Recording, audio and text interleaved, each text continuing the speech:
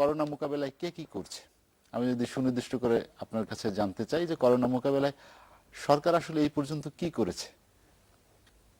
আপনি একটি প্রশ্নের ভিতরে দুটো প্রশ্ন করেছেন। প্রথমে করছেন কে কি করেছে, তারপর সরকার কি করেছে। আপনার সুস্বাস্থ্য কামনা করছি। যারা এখানে বিজ্ঞ জন আছেন, সহকথক হিসেবে উপস্থিত আছেন, তাদের সকলেরকে আমি শুভেচ্ছা জানাচ্ছি, সুস্বাস্থ্য কামনা করছি, দর্শকদের সুস্বাস্থ্য কামনা করছি। আসলে আমরা এই করোনার অভিঘাত যেটাকে বলি কোভিড-19, এটা হচ্ছে প্রলম্বিত প্রলয় এবং সাধারণ মানুষ খুব নানাভাবে কনফিউজড। আমাদের সকলেরই বিস্তৃত ঘোরাফেরা দেখে আমাদের সকলেই কিন্তু গায়ে কাটা দিয়ে ওঠে। কিন্তু আমরা সেই জায়গায় কিন্তু সেই বাস্তবতার নিরিখে আমরা কিন্তু করোনা মোকাবেলা করতে পারিনি, এটা আপনাকে স্বীকার করতে হবে। কারণ আমরা মানবিক ভাবনার জায়গাটি কিংবা আমাদের ভিতরে যে সামাজিক যে অসন্তোষ রয়েছে নানা কারণে, সেই জায়গাটা কিন্তু আমরা উত্তরণ ঘটাতে পারিনি। এবং যেভাবেই বলি না কেন, ভালো থাকার জন্য, ভালো রাখার জন্য যা যা করবার হয়তোবা আমরা পরিকল্পনার মধ্যে রেখেছি, কিন্তু আমার বাস্তবায়নের পথে সবটাই যেতে পারিনি। নাকের ওপর দিয়ে মাস্ক রাখতে হবে, এই বিজ্ঞানকে আমরা মানুষের কাছে পৌঁছে দিতে পারিনি। কেন পারিনি, কি কারণে পারিনি? কারণটা হচ্ছে আরেকটি বড় ব্যাপার, আমার যে স্বাস্থ্য পরিষেবার সুষম বন্টন করতে পারিনি। আমার আজকের এই কথাগুলো, ভূমিকার কথাগুলো অনেকটাই বাম ঘেঁষা মানুষের কথার সাথে মিলে যাবে। কমরেড উইনেশন প্রিন্সের কিছু কথা আমি প্রথমেই আজকে বলে দিলাম। আমরা এই উপলব্ধির জায়গায় আসলাম প্রায় 490 দিন হলো করোনার। সেই 490 দিনে আমরা গ্রামকে ক্ষমতায়ন করতে পারিনি, যে কারণে মনে রাখা দরকার, গ্রামকে যদি আপনি ক্ষমতায়ন না করেন আপনার শহর বাঁচবে না। 2018 সালে মাননীয় প্রধানমন্ত্রী তার নির্বাচনী ইশতেহারে খুব স্পষ্ট করে বলে দিয়েছিলেন, আমার গ্রাম হবে শহর। এই যে সুযোগ সুবিধার যে বিস্তৃততা, সেটা কিন্তু আমরা করতে পারিনি। প্রচ্ছন্ন করোনা, লুকিয়ে চুরিয়ে থাকা করোনা, ঘাপটি মেরে থাকা করোনা, এগুলোকে আমরা চিহ্নিত করতে পারিনি বিজ্ঞানসম্মতভাবে। এবং এসবের জন্য যে নেতৃত্বের প্রয়োজন, বিশেষ করে আমরা কমিউনিটি বেসড যে অ্যাপ্রোচ, সেই অ্যাপ্রোচটার কাছে আগে যেতে পারিনি। রাজনৈতিক সামাজিক যে জাগরণের জায়গাটি, ভাবনা চিন্তার জায়গাটি, আমরা কিন্তু ওই মাত্রায় নিতে পারিনি, যে কারণে মানুষ কিন্তু বিচ্ছিন্নভাবে, এলোমেলোভাবে, বিস্তৃতভাবে ঘোরাফেরা করছে। কিন্তু প্রায় তো আমরা দেখি যে পরিস্থিতি কি হচ্ছে, আমরা ফেরিঘাট দেখি, আমরা রাস্তাঘাটে দেখি, আমরা শুধু বাংলাদেশে বলবো কেন, উন্নত বিশ্ব অস্ট্রেলিয়ার সিডনিতে গতকালকে আমি বিদেশি গণমাধ্যমে যা দেখলাম, সেটা ভয়ঙ্কর চিত্র। তাদের তো আর কোয়ারেন্টিনের সমস্যা না, আইসোলেশনের জায়গার সমস্যা না। আমাদের এখানে জমির তুলনায় মানুষের সংখ্যা অনেক বেশি। তা এই যে ব্যাপারগুলো, এই ব্যাপারগুলো আপনার নেতৃত্বের জন্য যেমন মেডিকেল ব্যুরোক্র্যাট দরকার হয়, নন মেডিকেল ব্যুরোক্র্যাট দরকার হয়। আমরা এই দুটো সমন্বয় করতে পারছি কিনা, এই দুটো সমন্বয়ের ঘাটতি আছে বলে সংশ্লিষ্টরা মনে করছেন, যারা ভাবনা চিন্তা করেন। আমি শেষ করে আনবো, আমাদের যে আরেকটি বিষয় আমার কাছে খুব, জানি না বিজ্ঞজনরা কিভাবে এই বিষয়টা ব্যাখ্যা করবে, ইলুশন দিয়ে আপনি রিয়েলিটিকে মোকাবেলা করতে পারবেন না, রিয়েলিটিকে বাস্তবায়নের দিকে নিতে পারবেন না। বাস্তব বিষয়গুলো আমাকে অনুধাবন করতে হবে। সে কারণে আমাদের যে উদ্যোগের জায়গাগুলো প্রয়োজন, শেখ রবিউল ভাই আছেন, এখন বিরোধী দলের রাজনীতি মূলত হয়েছে বিক্ষোভ প্রদর্শনের রাজনীতি। কিন্তু এই বিক্ষোভ প্রদর্শনের রাজনীতির ভিতরে আপনার ধীর স্থির সুচিন্তিত চিন্তা ভাবনার যে পরিসর, সেই পরিসরে কিন্তু মানুষ লক্ষ্য করছে না, যে কারণে বিষয়টা কিন্তু পুরোটাই গত 490 দিনে এলোমেলো পথ চলা হয়েছে। অনেক অগ্রগতির জায়গা আছে বলতে পারবো। আপনি দেখেন ভারতের যে সমস্ত জায়গায় ভয়ঙ্কর আকার ধারণ করেছিল। দিল্লি সহ, মুম্বাই সহ বিভিন্ন জায়গায় সেখানে কিন্তু সংক্রমণ কিন্তু 2% নিচে নেমে এসেছে। আবার গত 2 দিনে তার প্রবণতা বিভিন্ন পর্যটন এলাকা, বিভিন্ন রকম সেই পুরী থেকে শুরু করে ভয়ঙ্কর চিত্র। আপনি দেখেন জাপানের যে অলিম্পিকের বিষয়টি, তারা কি ওখানকার জনমত জরিপে উঠে এসছে, মানুষ চাচ্ছে না যে যদি হলেও তাহলে দর্শকবিহীন হয়। কিন্তু এই যে ব্যাপারগুলো আপনি, এটা ব্রাজিল এখনো পর্যন্ত সংক্রমিত জায়গার থেকে উত্তরণ ঘটেনি, তারপরেও কিন্তু কোপা আমেরিকা কাপে কি ঘটেছে এটা আমরা কিন্তু দেখেছি। অত বৈশ্বিক ভাবেও কিন্তু একটা ভয়ঙ্কর চিত্র। সুভাষ চন্দ্র রায়, আপনার কাছে আবার আসবো আমি। শেখ কবিরুল আলম, সুভাষ চন্দ্র রায় যেটি বললেন যে রাজনৈতিক এবং সামাজিক ভাবে যে একটি জাগরণ হওয়ার কথা ছিল, করোনা মোকাবেলায় যে ঐক্যবদ্ধ প্রয়াস দরকার ছিল, সেটি আসলে আমরা যেতে পারিনি। আরেকটি কথা তিনি বলেছেন যে আমরা ভাবাবেগ যেটি সেখানে আছি, কিন্তু বাস্তবতা বা বাস্তবায়ন থেকে অনেক দূরে আছি। এই দুইটি বিষয় আসলে বাস্তবতা থেকে কি আমরা অনেক বেশি দূরে আছি? ধন্যবাদ আপনাকে, ধন্যবাদ এসএটিভির সংলাপের দর্শকদেরকে। সুভাষ চন্দ্র রায় আমার অতি প্রিয় একজন বক্তা বলেন, কথক বলেন, যাই বলেন না কেন, আজকে কিন্তু প্রাথমিক পর্যায়ে বেশ কিছু বিষয় কিন্তু ইঙ্গিত করেছেন। হ্যাঁ, সেটা ঠিক আছে, তার সাথে খুব বেশি দ্বিমত করার সুযোগ আমার নেই। কিন্তু যারা আমরা বিক্ষোভ করছি, দাবি করছি, অসন্তোষ প্রকাশ করছি, ক্ষোভ প্রকাশ করছি, তারা বাস্তবের কাছে নাই, বিষয়টা এরকম না। তারা বাস্তবতাটা উপলব্ধি করেই করার চেষ্টা করছে। সমস্যাটা হচ্ছে যে গভর্নমেন্ট উপলব্ধি সেটা করছে কিনা, সেই জায়গায় ঘাটতি রয়েছে। করোনা মোকাবেলায় কোন রাজনৈতিক দল, কোন সামাজিক সংগঠনের ভূমিকা কি, সেটি কিন্তু অনেক বিতর্ক করা যাবে। কিন্তু আসল ব্যাপারটা হচ্ছে যে এইটা ব্যবস্থাপনার দায়িত্ব রাষ্ট্রের। এটা এমন একটা ডিজাস্টার, কোভিড-19 যে অতিমারিটা, এটা সম্পূর্ণ রাষ্ট্র ব্যবস্থাপনায় এটা ফেস করা সম্ভব। সামাজিক উদ্যোগে, ব্যক্তি উদ্যোগে কিছুটা সচেতন করা যায়, দুর্গতদের কিছু অর্থ বা নগদ খাদ্য সামগ্রী সহায়তা করা যায়, এর বাইরে খুব বেশি করার থাকে না। এখন রাষ্ট্র পরিচালনার দায়িত্ব রয়েছে সরকার, আর সরকারটা হচ্ছে আওয়ামী সরকার। সরকার জনগণকে এই করোনা ব্যবস্থাপনার মধ্যে রাখতে পারছে না, আনতে পারেনি। কেন আনতে পারলো না? দাদার কথা যদি স্বীকার হয়, হ্যাঁ আমাদের ওই সামাজিক উপলব্ধিটা ঘাটতি রয়েছে। কেন ঘাটতিটা হলো? হওয়ার দুটি কারণ রয়েছে। করোনার প্রাদুর্ভাবের প্রথম থেকেই সরকারের বেশ কিছু হঠকারী সিদ্ধান্ত রয়েছে, অদূরদর্শী সিদ্ধান্ত রয়েছে, সমন্বয়হীন সিদ্ধান্ত রয়েছে। সেটি যদি করা যেত ধাপে ধাপে, বিদ্যমান পরিস্থিতি, সম্ভাব্য পরিস্থিতি, পরিবর্তিত পরিস্থিতি, সেইগুলিকে যদি আমরা একটা জাতীয় সমন্বিত প্রচেষ্টার মাধ্যমে প্রথমে চিহ্নিত করতে পারতাম এবং সেই লক্ষ্যে সবাইকে কাজ করাতে সক্ষম হতাম, রাষ্ট্র যদি সেটা পারত, সরকার যদি সেটা পারত, আমার বিশ্বাস আমরা করোনা অনেক ভালোভাবে মোকাবিলা করতে পারতাম। পৃথিবীর অনেক দেশ পেরেছে। আপনি উদাহরণ টানলে 8 থেকে 10টা দেশ পাবেন যেখানে বিধ্বস্ত হয়েছে ব্যাপক হারে। বাকি সবাই কিন্তু মোকাবেলা করেছে 222টা দেশের মধ্যে। এবং অনেক অক্ষম দেশ, আমাদের চেয়ে জরাজীর্ণ অর্থনীতিতে, সচেতনতায়, শিক্ষায়, হ্যাঁ, তারা কিন্তু করেছে। এবং তাদের খাদ্য ঘাটতির পরিমাণ আরো অনেক বেশি, তারা কিন্তু করেছে, ভালোভাবে করেছে। এখন আমরা সংক্রমণের দিক থেকে ষষ্ঠ পৃথিবীতে যে অবস্থানে আছি, আবার ধরেন মৃত্যুর দিক থেকে 4র্থ স্থানে চলে এসেছি। আমরা কিন্তু 1.5-2 বছর সময় পেয়েছি। ট্রান্সমিশনটা তো নিয়ন্ত্রণ করা দরকার। ট্রান্সমিশনটা দুটো ভাবে হতে পারে, নিয়ন্ত্রণ আপনি করতে পারেন। একটা হচ্ছে পর্যাপ্ত টিকা দিয়ে, পারা যায়নি সেটা।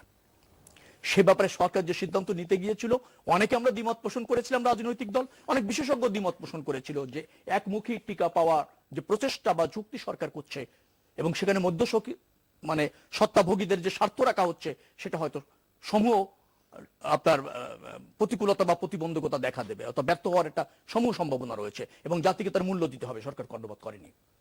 সমস্যাটা সরকারের একটা জায়গায়, সে ব্যর্থতা স্বীকার করতে চায় না, সংকট থেকে উত্তরণের জন্য অন্য সহায়তা নিতে চায় না, এবং রুটিন ওয়ার্কের মধ্যেও সে সফলতা খুঁজতে চায়।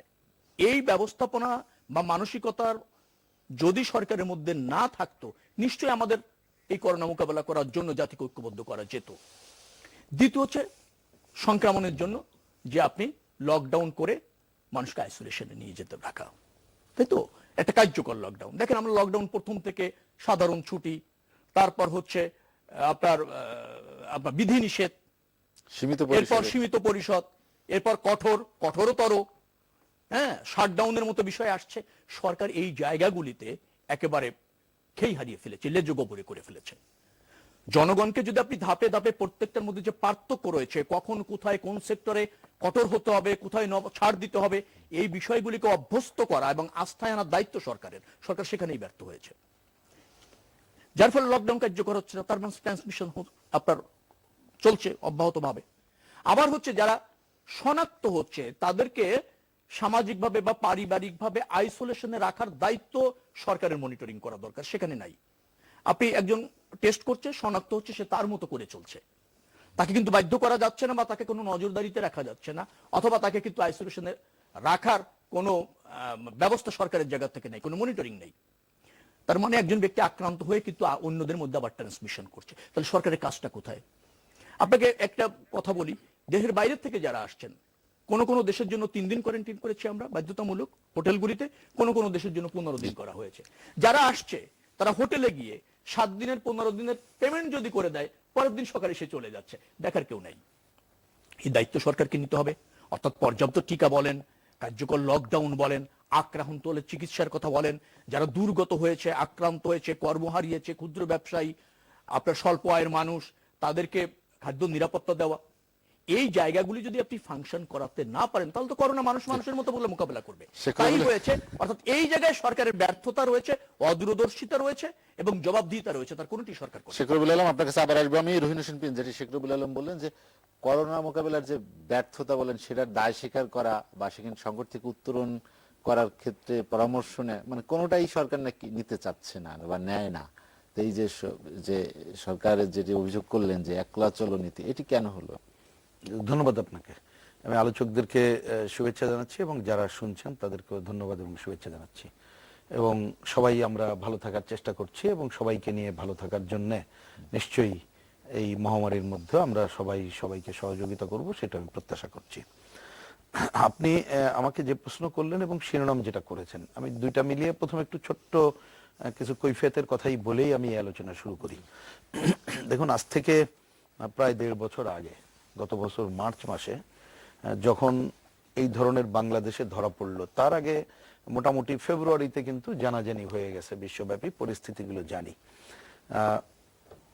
আমি আমাদের দলের কথা পরে আসি।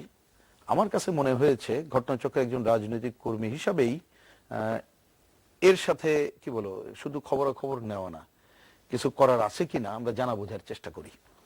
এখন জানা বোঝার চেষ্টা করতে যে নানা সময় আমাদের এ ধরনের সম্মিলিত, যদি বলেন টেলিভিশনের, আমি কল্যাণেই বলবো যে আলোচনার একটা সুযোগ, সেগুলো ডাক্তার সাহেবদের মিলিয়ে টিলিয়ে এগুলো হয়েছিল।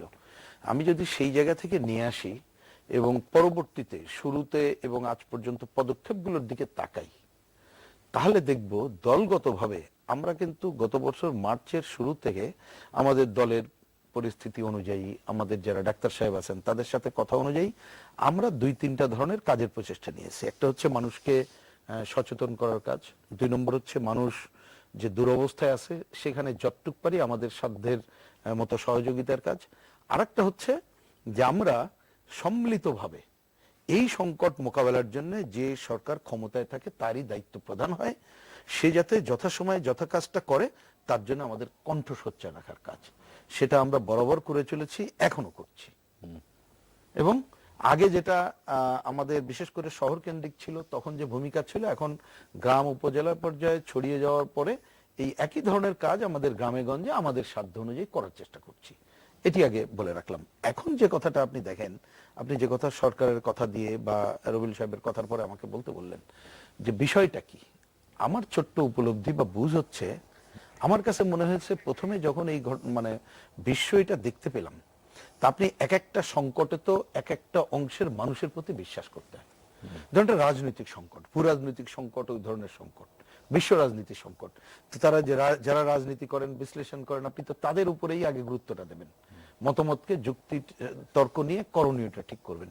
তো এই ধরনের সংকট যখন হলো, একটা বৈশ্বিক মহামারী এবং অজানা রোগ যখন চলে আসলো, তাহলে আমাদের দেশে যারা চিকিৎসাবিদ, চিকিৎসা বিজ্ঞানী, যারা এটি নিয়ে গবেষণা করে চিন্তা ভাবনা করেন, তাদের উপরে আমাদের প্রথম নির্ভর করা দরকার। এটি একটি কাজ হবে। দ্বিতীয়ত হচ্ছে এটি যেহেতু এক দুইটার কাজ না, যদি আমরা উপলব্ধি করতে পারি যে এই কাজটা একটা সম্মিলিত মিলিয়েই আমাদের এর মোকাবেলার দিকে এগিয়ে যেতে হবে। সেই মোকাবেলার কথা কি সুভাষ সিংহ রায় যথাযথভাবে শুরুতে বলেছেন বলে আমি যদি বুঝে থাকি সেটাই, যেটা উনি বলেছেন যে কমিউনিটিকে ইনভলভ করা, সামাজিক রাজনৈতিক উদ্যোগ, এই জায়গাগুলো আমি দেখি এই দুইটা জায়গায় বড় ঘাটতি ছিল। প্রথমত প্রথম দিকে আপনি দেখবেন যে আমাদের চিকিৎসকদের মধ্যেও সমস্যা ছিল, আমি দায়িত্ব নিয়েই বলছি, কারণ টেলিভিশন এগুলো অন ইয়ারে হয়েছে, রেকর্ড আছে, দেখতে পারেন। অনেকে এটাকে উপেক্ষাই করেছে, বাংলাদেশে আসবে না পর্যন্ত টেলিভিশনে এসে বলছে আমাদের সামনে, তখন আমরা ভীত সন্ত্রস্ত বুঝতে চাই, এরকমও দেখেছি। এটি একটি সাধারণ রোগ, সাধারণ জ্বর। হ্যাঁ, মানে এইটাই না, মানে এমন এমন ভাবে বলেছে যে আমি সময় নষ্ট করতে চাই না, বা আমি এটা নিয়ে দোষারোপের জায়গায় আসতে চাইনি আর কি বলছি। তাহলে এই সংকটের মধ্যে আবার অনেকে আছেন এটাকে বুঝতে পেরেছে যে অজানা রোগ, টাইম টু টাইম এটা কখন কি হবে আমাদের গবেষণা করে দেখতে হবে। তাহলে আমাদের সরকারের দরকার ছিল তাদের প্রতি প্রথম দিকে নির্ভর করে যাওয়া। দেখবেন প্রথমে নির্ভর করে নাই, কিন্তু পরবর্তীতে একটা উপদেষ্টা কমিটি হলো, আমাদের বিবেচনায় যদি বলেন এটা তুলনামূলকভাবে ভালোই কমিটি হয়েছে। আমরা যতটুক আমাদের এই সমস্ত ওনাদেরকে চিনি, এবং তারা কিন্তু টাইম টু টাইম বলছে, কিন্তু দেখবেন সেই কথা সবসময় কিন্তু মেনে কাজকর্ম চালানো হয়নি। তাহলে সেটি একটি বড় সমস্যা এখনো পর্যন্ত রয়ে গেছে। আর একটা বড় কাজ কি, যখন আমরা আমাদের দিক থেকে, আমাদের পার্টি বা বামপন্থীরা প্রথম দিক থেকে বলেছিলাম যে এই ধরনের জায়গায় একটা সমন্বিত, প্রথমে সর্বদলীয়, কিন্তু সর্বদলীয় বললে একটা ভুল বোঝাবুঝি হয়, এ নিয়ে নানা সংকট হয় বাংলাদেশের রাজনীতির ঘটনার কারণে, আমরা বলেছিলাম সমন্বিত উদ্যোগ নিতে হবে। এবং পরেও এখনো পর্যন্ত আমরা বলে যাচ্ছি এই সমন্বিত উদ্যোগ ঠিক আছে, অন্য জায়গায় না পারেন, একেবারে ওয়ার্ডে ওয়ার্ডে, যেটা আমাদের স্থানীয় সরকার আছে, স্থানীয় সরকারকে কি বলে যে তাকে ইনভলভ করতে হবে, যেটা সুভাষ সিংহ রায়ও বললেন যে সেইটা করার জন্য স্থানীয় ওয়ার্ডকে যদি আমি এই ধরনের একটা কেন্দ্রবিন্দু করতে পারতাম, এবং সেখানে একজন রাজনৈতিক কর্মী থেকে মসজিদের ইমাম পর্যন্ত, ওইখানকার আরো বিশিষ্ট ব্যক্তিবর্গ সবাইকে নিয়ে এসেই, কারণ আমাদের কাজটা একটা মানুষকে সচেতন করা, সে বিপদে পড়লে চিকিৎসা হোক আর খাদ্য হোক তাকে সহায়তা করা, সরকারের কাছ থেকে আদায় করে নেওয়া। তাহলে তো এই জায়গাটিতে আমি দেখি এখনো পর্যন্ত তৎপরতা নেই, তেমন সরকারের দিক থেকে তৎপরতা নেই, উপলব্ধিও নেই, কার্যক্রমের জায়গাটা নেই। সুতরাং এইটাকে আপনারা এখনো পর্যন্ত যতটুকু মোকাবেলা করতে পারতাম ততটুকু আমরা পারি। রিলেশন প্লিজ, আপনার কাছে আবার আসবো আমি। মোহাম্মদ নুরুল ইসলাম ওমর, করোনা মোকাবেলার ক্ষেত্রে প্রথম দিকে রাজনৈতিক দল, বিভিন্ন সংগঠনের বেশ তৎপরতা ছিল, বিশেষ করে খেটে খাওয়া মানুষের পাশে দাঁড়ানোর ক্ষেত্রে। দ্বিতীয় ধাপে কিন্তু সে ধরনের তৎপরতা, জোরালো তৎপরতা দেখা যাচ্ছে না, এটার কারণ কি? ধন্যবাদ আমার সহ আলোচক বিন্দু এবং যারা এই টিভির পর্দায় বসে দেখবেন বা দেখছেন, আসসালামু আলাইকুম। আমি জিনিসটাকে একটু অন্যভাবে বলতে চাই। সেটা হলো যে করোনা প্রথম পর্যায়ে কিন্তু মানুষ ভীতি ছিল, আমরা নিজেরা অনেক ভয় করেছি, যে এটা মনে হচ্ছিল এরকম যে ওই যে চোর ডাকাত যখন উপদ্রব বেশি হয়ে যায়, কে কোন দিক দিয়ে এসে আমার বাড়িতে ঢোকে, কে কোথায় আমাকে নিয়ে যায়, চুরি করে নিয়ে যায়, এরকম মনে হচ্ছে যে করোনা বোধহয় কোন দিক থেকে আছে ঢুকবে, কোথায় থাকলে আমি সেফ হব। এটা ডাক্তারদের মধ্যেও ছিল। আমি যেটা বলতে চাই যে এই করোনা কিন্তু আমাদেরকে অনেক শিক্ষা দিয়ে যাচ্ছে।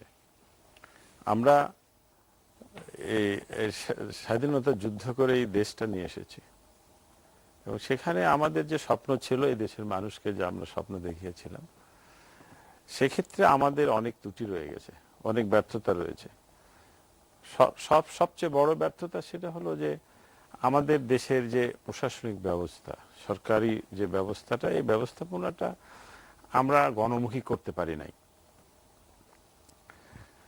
এই জায়গাতে আমাদের সবচেয়ে বড় দুর্বলতা ছিল, যে দুর্বলতাটা আজকে আমরা হারে হারে বুঝতে পারছি, টের পাচ্ছি। রুইন ভাই যেটা বলেছেন, সুভাষ সিংহ দাও যেটা বলেছেন, রবিউল ভাই বলেছেন, একই কথাই বলেছেন। কিন্তু এই জায়গাতে তার কারণ আমি ভাই শোনেন, আমি একদম মানে নিচের লেভেল থেকে উঠে আসা মানুষ। আমি ইউনিয়ন পরিষদের চেয়ারম্যান ছিলাম 17 বছর একটানা, তারপরে পার্লামেন্ট মেম্বার ছিলাম, হুইপ ছিলাম। আমি যেটা দেখেছি যে আপনি উপজেলা পর্যায়ের যে অ্যাডমিনিস্ট্রেশন আছে, এই অ্যাডমিনিস্ট্রেশনকে যদি আপনি উপজেলার কিছু ভিআইপি পার্সন, উপজেলার কিছু রাজনৈতিক ব্যক্তিদেরকে ডাকতে বলেন, এখানে তাদের অনেক ত্রুটি রয়ে যায়। এখানে যারা দায়িত্বে আছে তারা অনেককে চেনেই না। তার মানে হলো যে এই প্রশাসনকে আমরা গণমুখী করতে পারিনি, যার কারণে আপনার আমাদের ইউনিয়ন পর্যায়ে ইউনিয়ন ক্লিনিক আছে, তারপর আমরা কমিউনিটি ক্লিনিক করেছি, কিন্তু ব্যবস্থাপনা কি আছে? একটা মানুষ যখন অসুস্থ হয়ে যাচ্ছে, করোনায় আক্রান্ত হয়ে যাচ্ছে, কারণ আমি নিজের ভুক্তভোগী।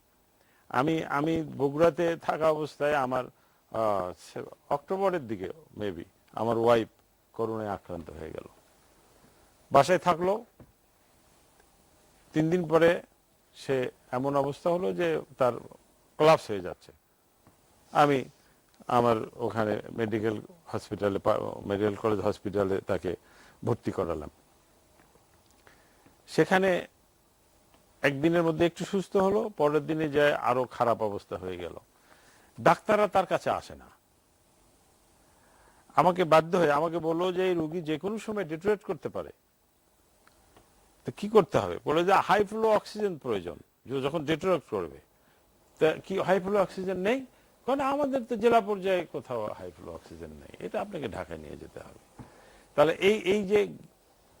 এই জ্ঞানটা আমার ছিল না। আমি রাজনীতি করি, যে জেলা পর্যায়ে হাই ফ্লো অক্সিজেন দরকার, জেলা পর্যায়ে আইসিইউ এর দরকার। জেলা পর্যায়ে অনেক ত্রুটি রয়ে গেছে। আজকে আপনি যে গ্রাম পর্যায়ে, ওয়ার্ড পর্যায়ে, এবং এই যে করোনা হওয়ার পরে যে করোনা পরীক্ষার বিষয়টা যে বিড়ম্বনা আছে, যে সমস্যাগুলো আছে, মানুষ ইচ্ছা করলেও সঙ্গে সঙ্গে পরীক্ষা করতে পারছে না, আমাদের পরীক্ষা করার ক্যাপাসিটির অভাব, এই যে অনেকগুলো সমস্যা যেগুলো আছে, সেটা করোনা আমাদেরকে এই শিক্ষাগুলো দিয়ে গেল যে একটি দেশ পরিচালনা করতে গেলে, একটি গণমুখী প্রশাসন তৈরি করতে গেলে ইউনিয়ন পর্যায়ে, ওয়ার্ড পর্যায়ে, জেলা পর্যায়ে মানুষের যে সুযোগ সুবিধা যেটা থাকা প্রয়োজন রয়েছে, সেই সুযোগ সুবিধার অনেক ঘাটতি রয়েছে। আমি এমপি হিসেবে আমি একটা হসপিটালের সভাপতি ছিলাম। আমি দেখেছি যে জেলা পর্যায়ের একটা হসপিটাল, সেখানে মেশিনারিজ আছে, ডাক্তার নাই, টেকনিশিয়ান নাই, অর্থোপেডিক নাই। যে এই যে ঘাটতিগুলো রয়েছে, মেশিন কিনে নিয়ে আসা হচ্ছে, কিন্তু চালানোর লোক নাই। আজকে আমরা যে মানুষকে যে সেবাটা দিতে চাচ্ছি, সেই সেবাটা দিতে গেলে যে জিনিসটা প্রয়োজন, সেই জিনিসটা আমরা দিতে পারছি না। এখন যাদের সামর্থ্য আছে তারা রোগীগুলো নিয়ে ঢাকায় চলে আসতেছে, কিন্তু ঢাকার যে ক্যাপাসিটি আছে, এই ক্যাপাসিটির মধ্যে তারা তো এত সুযোগ দেওয়ার সুযোগ নাই। এই সুযোগগুলো যদি আমরা জেলা পর্যায়ে আমাদের থাকতো, তাহলে আমরা দিতে পারতাম। কিন্তু প্রথম পর্যায়ে আমাদের ছিল না, ভালো কথা, কিন্তু প্রথম পর্যায়ে যে আমরা হোঁচট খেলাম, যে সমস্যাগুলো আমরা দেখলাম, পরবর্তীতে যে সময়টা পেয়েছি, সেই সময়ের মধ্যে দিয়ে আমরা পর্যাপ্ত প্রস্তুতি গ্রহণ করতে পারিনি। এইটা হলো এটা আমাদের ব্যর্থতা। তারপরে আর একটু বলি আমি, তারপরে যেটা হলো, আমরা যারা রাজনীতি করছি, আমরা রাজনৈতিক দল যেগুলো আছি, আমাদেরও ব্যর্থতা আছে। সেটা হলো যে আমরা সব সময় একবারে সরকারকে সব সময় দোষারোপ করছি, কিন্তু প্রাইমারি স্টেজের যে বিষয়গুলো আছে, মাস্ক পরিধান করা, হ্যান্ড স্যানিটাইজার ব্যবহার করা, হাত ধোয়া, যে কাজগুলো, এটা আমরা যারা যে দলগুলো করি, এই দলের প্রত্যেকটি নেতাকর্মীগুলো করছে কিনা, এটাই তো আমরা সিকিউর করতে পারি না। এটা আমাদের সিকিউর করার দরকার ছিল। তারপরে টাকা দিয়ে সাহায্য করতে হবে তার কোনো মানে নাই। আমাদের দলের নেতা কর্মীরা, প্রত্যেকটি রাজনৈতিক দলের নেতা কর্মীরা যদি এই দায়িত্বটা গ্রহণ করত, তাহলেও মানুষের অনেক উপকার। আমরা একটা বিরতি নিব, বিরতির পর আবার আসবো। দর্শক, নিটল টাটা এসটিভি সংলাপে নিচ্ছে একটা নুরুল ইসলাম ওমর বলছিলেন যে রাজনৈতিক দলগুলো কিন্তু তাদের যে দায়িত্ব, যে ভূমিকা যেটি ছিল, সেখানে গিয়ে এমনকি তার নিজের দলের লোকদেরও সবাইকে মাস্ক পরাকে উদ্বুদ্ধ করা, সেটি তো আমরা যেতে পারিনি। রাজনৈতিক কর্মসূচির বেশ অভাব ছিল, ঘাটতি ছিল। সেটি কেন? করোনা মহামারী তো আসলে একটি বৈশ্বিক বিষয়, জাতীয় ঐক্যবদ্ধতা তো খুব বেশি প্রয়োজন ছিল এখানে, কিন্তু সেখানেও ঘাটতি দেখা গিয়েছে। নুরুল ইসলাম ওমর ভাই যে কথাগুলো বলেছেন, সেই কথাগুলোর যদি আপনি গভীরতা মাপেন, তাহলে অনেক গভীরের দু একটি কথা তিনি তুলে এনেছেনি, কারণ এক টকশোতে তো সব কথা বিস্তৃত করাও যাবে না। আপনি দেখেন সর্বশেষ যে ব্রিটেনে জরিপ হয়েছিল, সেই জরিপে মানুষের কোন পেশাজীবী মানুষের প্রতি আস্থা আছে, সেই আস্থায় দেখা গেল 35% মানুষের আস্থা আছে নার্সদের উপরে, আর মাত্র 3% আস্থা হচ্ছে রাজনীতিবিদদের উপরে। এখন তারপরে কি এই সভ্যতার দেশ বিলেত রাজনীতিবিদ ছাড়া কি আর দেশ চলবে? এবং সর্বশেষ বিষয় রাজনীতিবিদরাই দেশ পরিচালনা করবে এবং এই কাঠামোটা তারা নির্মাণ করবে। আমি তো আগেই বলেছিলাম, যেটা নুরুল ইসলাম ওমর ভাই একটু ব্যাখ্যা দিয়েছেন, পরিষেবার সুষম বন্টন আমরা করতে পারিনি, কারণ আমরা এইভাবে কখনো ভাবিনি। ছোট্ট একটা গল্প বলি। 1971 সালে মুক্তিযুদ্ধের সময় ফরাসি দার্শনিক আন্দ্রে মালরো, তিনি বাংলাদেশ সরকারের যে প্রথম সরকারের যিনি প্রধানমন্ত্রী তাজউদ্দিন আহমেদ এবং ভারপ্রাপ্ত রাষ্ট্রপতি সৈয়দ নজরুল ইসলামকে চিঠি লিখেছিলেন যে আমি দ্বিতীয় মহাযুদ্ধে গেরিলা যুদ্ধে অংশগ্রহণ করেছি, আমি বাংলাদেশের এই মুক্তিযুদ্ধে সরাসরি অংশগ্রহণ করতে চাই, গেরিলা যুদ্ধে আমার সে অভিজ্ঞতা আছে। তখন বাংলাদেশ সরকারের প্রথম সরকারের পক্ষ থেকে বলা হয়েছিল আপনার বয়স এখন 71, আপনি আপনার যে এখন পরিচিতি সারা বিশ্বে, আপনি জনমত গঠনে সারা বিশ্বে আমাদেরকে সহায়তা করুন, এটাতে আমরা বেশি আর উপকৃত হব। তিনি তাই করেছিলেন। দেশ স্বাধীন হওয়ার পরে রাজশাহী বিশ্ববিদ্যালয়ের সমাবর্তনে এসেছিলেন। তিনি সমাবর্তন বক্তৃতার পর যখন একজন শিক্ষক এবং একজন সাংবাদিক মানে দুজন উঠে দাঁড়িয়ে প্রশ্ন করলো শেখ মুজিবকে দেশটা দাঁড় করাতে পারবে, তখন তিনি তাদের দিকে তাকিয়ে বলেছিলেন অবশ্যই পারবে, আপনাদের মতো শিক্ষিত মানুষদেরকে তাকে মেনে না ফেলেন। আমরা ফরাসি নাগরিকরা দ্বিতীয় মহাযুদ্ধের পরে দিনের পর দিন একটা রুটির জন্য লাইন দিয়েছি, সামাজিক কাঠামো তো দূরের কথা, আমাদের কোনো গ্রাম বাংলায় অবকাঠামো তৈরি করতে বছরের পর বছর সময় লেগেছে। আমি তো এসে দেখলাম এই মাত্র কয়েক মাসের মধ্যে শেখ মুজিব আপনার ইউনিয়ন ছাত্র কমপ্লেক্স দাঁড় করিয়ে ফেলেছে। আমাদের তো শুরুটা কিন্তু সেই জায়গায় ছিল, আমরা অনেক কিছু ভুলে গিয়েছিলাম। আর সংক্রামক ব্যাধি এই বিষয়টা তো 100 বছর পরে যেহেতু এসেছে এইরকম সারা বিশ্ব বৈশ্বিক ভাবে, চিন্তা করে দেখুন তো, যদি ইবোলা রোগ আসতো যেটা একদম মধ্য আফ্রিকা পশ্চিম আফ্রিকার জনগণের উপরে চেপে বসেছিল, তার মৃত্যুর হার ছিল 92%। ওটা ভ্যাকসিনেশন কার্যক্রম করে এটা নিয়ন্ত্রণে রাখা গিয়েছিল, কারণ ওখানে উড়াল খুব কম যাওয়া আসা করত, মানুষের যাওয়া আসা কম ছিল।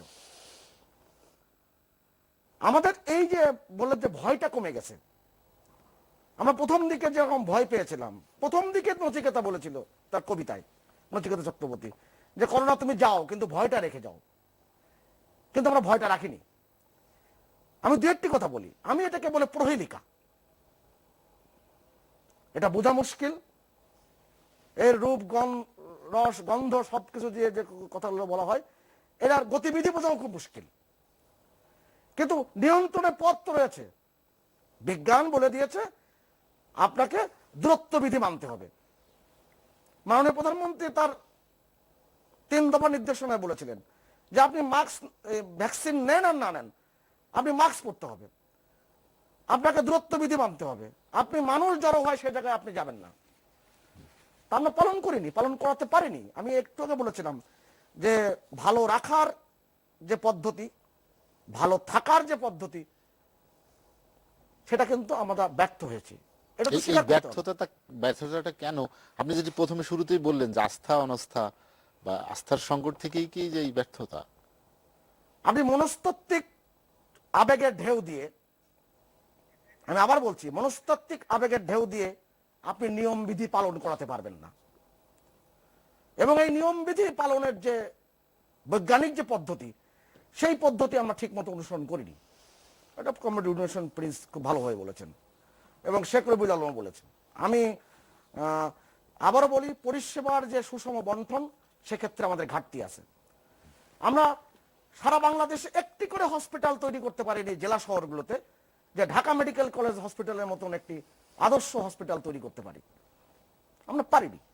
কিন্তু এটাও ঠিক, আমাদের কিন্তু বিস্তৃত হয়েছে এই 490 দিন, কিন্তু অধিকাংশ সময় কিন্তু আমরা যারা সামর্থ্যবান, যারা অতি সামর্থ্যবান, যারা কারণে অকারণে ব্যাংককে ট্রিটমেন্ট করেন, ভারতে বিভিন্ন জায়গায় ট্রিটমেন্ট করেন, সিঙ্গাপুরে ট্রিটমেন্ট করেন, লন্ডনে ট্রিটমেন্ট করেন, তারা তো যেতে পারেননি।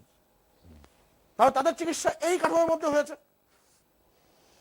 অর্থাৎ চিকিৎসা ব্যবস্থাপনা কিন্তু রয়ে যাচ্ছে। আমি একজনকে বলেছিলাম, সে ডাক্তারদের নিয়ে কথা বলছিল, আমি বলছিলাম 160 জন ডাক্তার মারা গিয়েছে।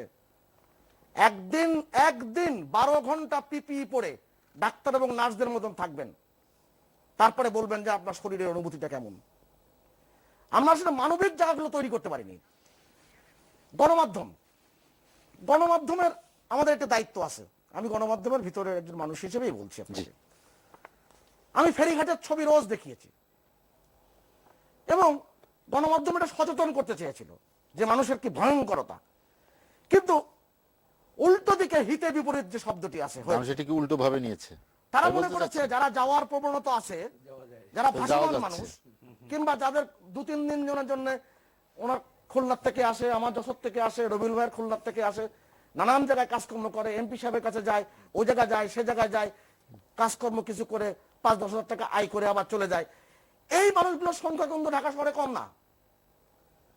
এটা কোনো সংখ্যা কিন্তু আমাদের কাছে নাই। অতএব তারা ওই যখন দেখছে যে ফেরিঘাটে এটা তো ভিড়, যাওয়া যাচ্ছে, অতএব আমিও যাই। আপনি সামর্থ্যের কথা বলছেন, রবিউল ভাই আমার সাথে একমত হবেন।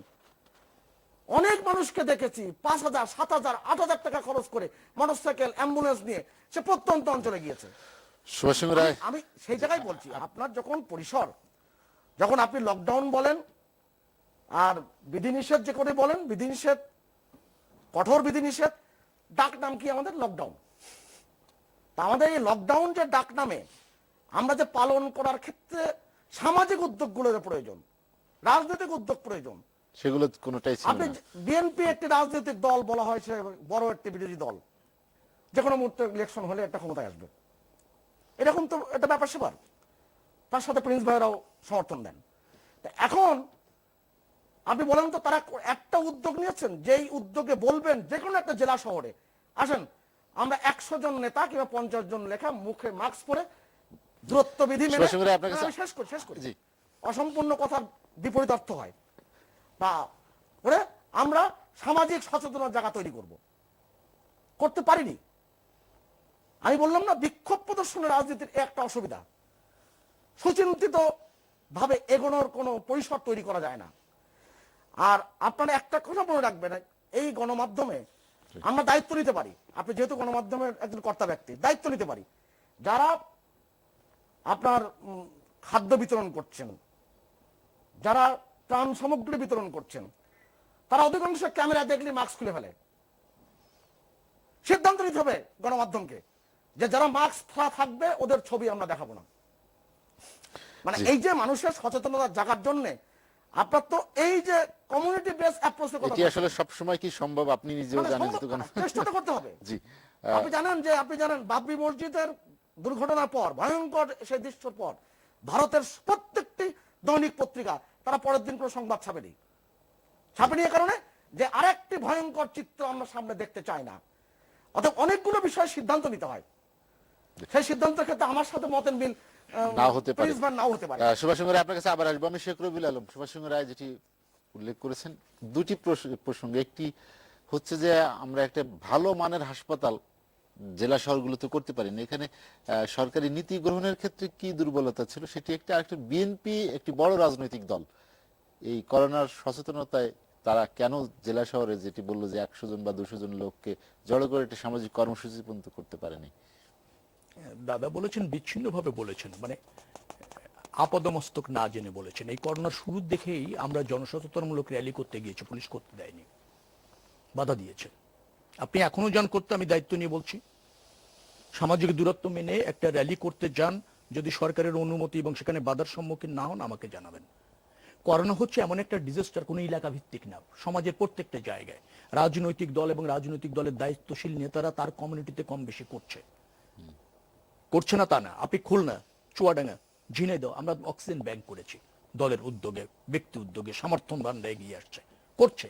মাস্ক বিতরণ ব্যাপক হারে হয়েছে। 1 কোটি পরিবারকে আমরা চিহ্নিত করে ত্রাণ দিয়েছি যার যার কমিউনিটিতে। কিন্তু এটা তো ধরেন রাষ্ট্র যেভাবে করছে, ঠিক আছে বিএনপি করতে পারেনি, এতগুলি লোক নিয়ে 100-150 লোক নিয়ে মানুষকে সচেতন করার জন্য একটা দৃষ্টিনন্দন র্যালি করতে পারেনি। আওয়ামী লীগ কি করেছে নাকি? এখন ধরেন বিএনপি করেনি, দোষ হয়ে গেছে, আওয়ামী লীগ কি করতে পেরেছে? বা সরকারি কর্মকর্তারা উচ্চ লেভেলের যারা আছেন, মন্ত্রীরাই করতেন একটা। বিএনপি করেনি তো এটা আওয়ামী লীগ করতে পারতো। ব্যাপারটা হচ্ছে এই জায়গাগুলি কিন্তু সচেতন করার জন্য মাস্ক পরলে, র্যালি করলেই মানুষ সচেতন হয়ে যাবে, বিষয়টি সেরকম না। করতে পারলে ভালো, কিন্তু র্যালির মধ্যেও তো আতঙ্ক রয়েছে। আপনি গণজামায়াত হতে দেবেন না, কতটুকু স্বাস্থ্যবিধি মানতে পারবেন, কতটুকু সামাজিক দূরত্ব বজায় রাখতে পারবেন? সেটা করলেই কি করোনার থেকে খুব বেশি সচেতন হয়ে যাবে? সেভাবে ব্যাখ্যা করার সুযোগ আছে। কিন্তু আপনি বিএনপি একটি বড় রাজনৈতিক দল, তার অনেক কর্মী সমর্থক আছে। হ্যাঁ, করছে। এই কর্মী সমর্থকগুলি সচেতন হলেও তো অর্ধেক জনগণ সচেতন হয়ে যায়। আর এই কর্মী সমর্থকগুলির পাশে যদি বিএনপি থাকে, তাতেও তো অর্ধেক লোকের দুর্দশা লাঘবে একটা ভূমিকা হয়। সেটা তো আমরা করছি। কিন্তু জাতীয় পর্যায়ে ফোকাস হওয়ার জন্য যেটা দাদারা করতে পারতেন, অথবা দায়িত্বের অংশ হিসাবে সরকার যেটা করতে পারত, ল্যাকিংসটা তো সে জায়গায়। সেটা ফাংশন না করলে তো সমন্বিত উদ্যোগ সফল হবে না। আমরা তো বলেছিলাম, আসেন সবাই বসি, একটা সমন্বিত জাতীয় উদ্যোগ নির্ধারণ করি এবং দল মত নির্বিশেষে এই ডিজাস্টারকে মোকাবেলা করে একটা পন্থা বের করি, একত্রে কাজ করি। সরকার তো আমলেই নিতে চাইল না।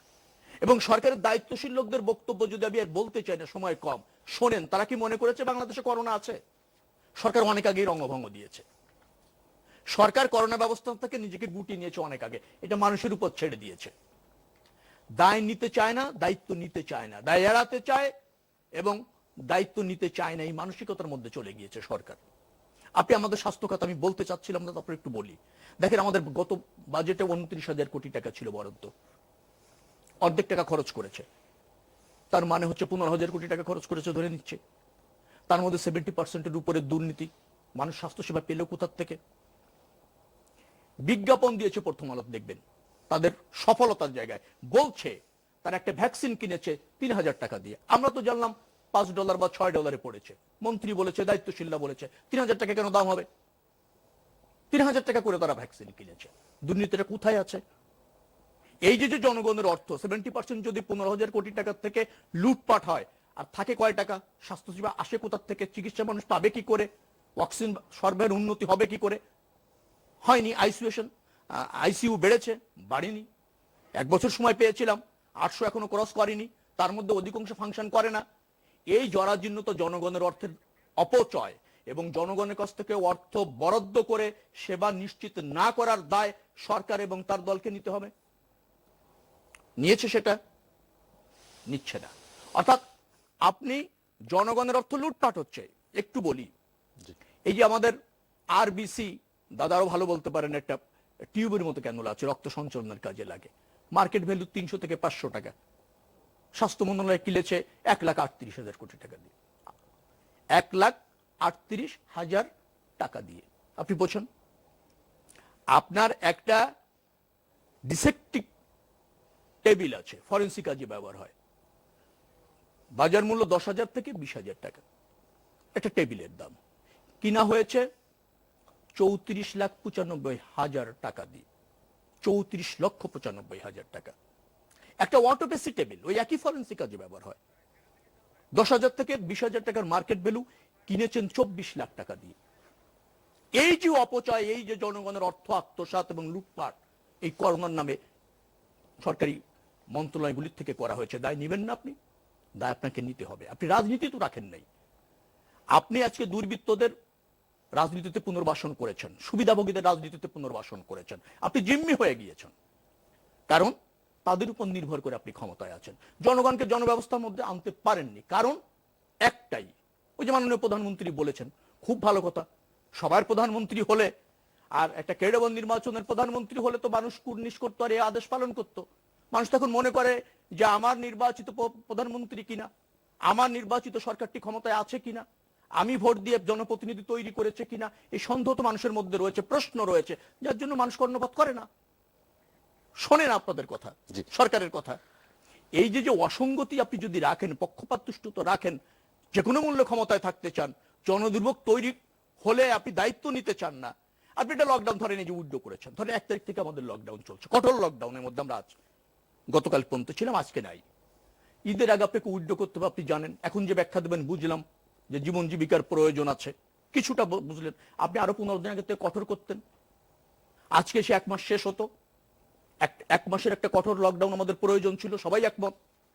কই আপনি 1 তারিখে না করে মানে বিগত মাসের 15 তারিখ থেকে করলে আজকে সে 1 মাস পূরণ হতো। এমনও হতে পারতো যে ট্রান্সমিশন নিয়ন্ত্রণ হয়েছে, আমরা এখন হয়তো একটু স্বাভাবিক জীবনযাপনে যেতে পারছি। এখন আপনি এরকম বিচ্ছিন্ন লকডাউন 1.5 বছর 2 বছর 3 বছর ধরে করবেন, ইফেক্ট হবে না। মানুষের প্রাক প্রস্তুতি রাখবেন না লকডাউন কার্যকর করার ক্ষেত্রে, মানুষের সুবিধাগুলি আমলে নেবেন না, জীবন জীবিকার নিশ্চয়তা ন্যূনতম দিবেন না, লকডাউন ডাক দিবেন লকডাউন হবে, তা তো বাংলাদেশে হবে না। শেখরুল আলম, আমরা দায়িত্ব দিতে হবে আপনাকে। একটা বিরতি নিব। দর্শক, নিটল টাটা এসএটিভি সংলাপে নিচ্ছে আর একটা নাই, সরকার রাজনীতি রাখে নাই, যে কারণে জনসম্পৃক্ততা, করোনা মোকাবেলায় যেসব কর্মসূচি গ্রহণ সেগুলোতে কার্যকর করা বা সফলতা আনা সবকিছুতেই আসলে কোথাও মানে লক্ষ্য অর্জন হচ্ছে না। না, রাজনীতির প্রশ্ন যদি বলেন, আমি দেশের দিকে তাকালে রাজনীতি নাই বলা তো ঠিক না, রাজনীতি তো আছেই। এখন সেটা কি নীতিহীন রাজনীতিটাই প্রধান হয়েছে না নীতিনিষ্ঠ রাজনীতি প্রধান, এটা বোধহয় জনগণই জানে। যে রাজনীতি আছে, নীতিহীন রাজনীতিটাই প্রধান হয়ে গেছে, নীতিনিষ্ঠ রাজনীতি ছোট হয়ে গেছে। সংকট হচ্ছে এই জায়গায়। দুর্বৃত্তদের আধিপত্য আসছে। তাই আপনি যদি এখন দেখেন যে নীতিনিষ্ঠ রাজনীতি যেটা আছে সেক্ষেত্রে তারা যদি ছোট হয়ে গেছে, আর নীতিহীন রাজনীতিটা মানেই তো হয়, নীতিহীন তো দুর্বৃত্তের কবলে পড়ছে বলেই তো নীতিহীন হয়েছে। নীতিহীন তো আর এমনি হয় না। যদি ওইটা নীতিনিষ্ঠ থাকতো, দুর্বৃত্তরা না থাকতো, অন্তত পক্ষে যে যেটা চিন্তা করে ওই দলীয় রাজনীতি থাকতো, তাহলে তো আর নীতিহীন হতো, অন্তত পক্ষে ওই নীতিতেও চলতো। সেই জায়গাটা নেই, সেটি একটি তো আছে, এটা রাজনীতির বড় আলোচনা। কিন্তু ধরুন আমি আগের বার যেখানে থামছিলাম সেখানে এসে যদি আলোচনা করি, মানে আপনি যদি যে আলোচনাটা আমরা করছি মহামারীর সংকট দূর করার, তাহলে একটা হচ্ছে মানুষকে ওভারঅল সচেতন করার প্রশ্ন ছিল। তা সেই সচেতন প্রশ্ন এখানে আলোচনা হয়েছে সবাই মিলে, যে এক একটা দল তো করতে পারতো। হ্যাঁ, দল তো আমি অন্য দল নিয়ে আলোচনা করতে চাই না, আমি তো ওই সময় বলেছি আমাদের দল আমরা সাধ্যমতো চেষ্টা করেছি যতটুকু পারি, কিন্তু এটা মনে রাখতে হয় এই ধরনের মহামারীতে এই দল দিয়ে হবে না, এটা একটা ভুল বিবেচনা আমাদের কথা। তাহলে আমাদের কথাও ভুল হইতে পারে, সেটা অন্য আলোচনা, আমি সেটাকে আমি কি বলবো যে এখানে তর্ক করতে চাই না। কিন্তু হচ্ছে আপনি যতক্ষণ না পর্যন্ত, কারণ আমাদের দেশের যে মানুষ নিয়ে কথা বলছেন এটা মনে রাখেন, একটা হচ্ছে টোটাল আমাদের একটা যে কি বলবে যে অসচেতনতা আছে, তারপর আমাদের যে ব্যাকডেটের সংস্কৃতি আছে, সব ধরনের মানুষের মধ্যে এটা বিরাজ করছে, এগুলো কিন্তু মনে রাখতে হবে। সুতরাং সেই মানুষকে তুলে আনা কিন্তু একটা বিরাট ব্যাপার। আবার অতি সচেতনতার বিপদ আছে, এটা আপনি নরওয়ে টরওয়ে অন্য জায়গায় দেখলে দেখবেন তাদের তো বিরাট বিরাট প্রসেশন, যে যা হয় হোক আমাকে সব উন্মুক্ত করার জায়গা দিতে হবে, সেটা আরেক ধরনের বিপদ, সে আলোচনা আমি যাচ্ছি না। তাহলে এই জায়গা অন্তত পক্ষে আমাদের দেশের মতো জায়গায় যদি করতে চান, তাহলে এইটাকে তো একটা সামাজিক আন্দোলনে পরিণত করতে হবে। তো সেই সামাজিক আন্দোলন আমাদের দেশের বাস্তবতায় আপনি কি শুধু একটা দল দিয়ে পারবেন? ক্ষমতাসীন দল দিয়ে কি পারবেন? মোটেই না। কিন্তু উদ্যোগ নিতে হবে ক্ষমতা সরকারকে নিতে হবে। এবং সরকারের মধ্যেও কোনটা যদি বলেন, ওই যে দুর্বলতা সত্ত্বেও যে রাজনীতি এবং রাজনৈতিক দলগুলো আছে সেই জায়গাগুলোকে নিতে হবে। কিন্তু আপনি ধরেন এইখানে সমন্বিত উদ্যোগ নাই, আপনি বলতে পারবেন না, বললে এটা দেয়া হলো সচিবালয় থেকে শুরু করে তাদের উপরে। কি হলো আপনি দেখেন যে এখানে যে রাজনৈতিক নেতৃবৃন্দ অতি দুর্বলতা সত্ত্বেও যতটুকু আছে, ওনারা কি নিজেদের মতো করে বা সমন্বিত দায়িত্ব পালন করতে পারলেন না। হ্যাঁ, কাগজে কলমে আমাকে অনেক সময় টেলিভিশনে এসে শুনতে হয় সরকারি দলের পক্ষ থেকে বলা হয় ইউনিয়ন পর্যায়ে তো আমাদের নির্দেশ আছে যে প্রজ্ঞাপন জারি করা আছে, সবাইকে নিয়ে করবা। আপনি ওইখানে সবাইকে নিয়ে কি হয়েছে দেখেন? ওই সবাই কারা? প্রধানত দলীয় সবাই। যে ডিসি সাহেব অন্যদের জায়গায় দেওয়া হয়েছে কিছু ব্যতিক্রম থাকতে পারে, অধিকাংশ জায়গায় সরকার দলীয় পক্ষ থেকে যেটা বলা হয়েছে তাই, তার বাইরে অন্য কিছু নাই। ওইটা আবার তারা একটা হিসাব করছে, বলছে স্থানীয় ওয়ার্ল্ড কাউন্সিল বা তার মাধ্যমে আসেন। হ্যাঁ, সেটাও আইনের কথা যদি বলানো হয়েছে, কিন্তু ওইটা গেলে হয়েছে একটা দলীয় আবরণটা চলে আসছে। আমি ভোট নিয়ে কথা নাই বা বললাম, তাহলে ওইটাকেও আপনি যদি সমন্বিত উদ্যোগটা না নিতে পারেন, এবং আমরা এই কথাটা এখনো বলছি যে আমাদের কিন্তু এত দুর্বলতা সত্ত্বেও যে আমাদের স্থানীয় সরকার কাঠামো আছে তার একেবারে সর্বনিম্ন ইউনিট হচ্ছে ওয়ার্ড। এই জায়গায় তো আছে, ভোট হোক না হোক বা কিছু জায়গায় হোক আর যাই বলেন না কেন, ওইখানে যারা আছে তারা যদি স্থানীয় তো সমন্বিত উদ্যোগটা আমরা গ্রহণ করতে পারতাম, তাহলে অন্ততপক্ষে সচেতনতার কাজটা করতে পারতাম। আর বড় যে দুর্বলতা, ওইটা তো আপনি ইচ্ছা করলে এড়াইতে পারবেন না, কারণ সে আলোচনা এখানে হয়ে গেছে। যে সুযোগগুলো এখানে এসেছিল আমরা সেই সুযোগগুলো কিন্তু করি নাই। এটা অবশ্য যেমন সুভাষদা বলছেন যে বোধহয় শব্দটা এরকমই, যে আমরা হয়তো এরকম ভাবিনি আগের মতো এই জায়গাটা।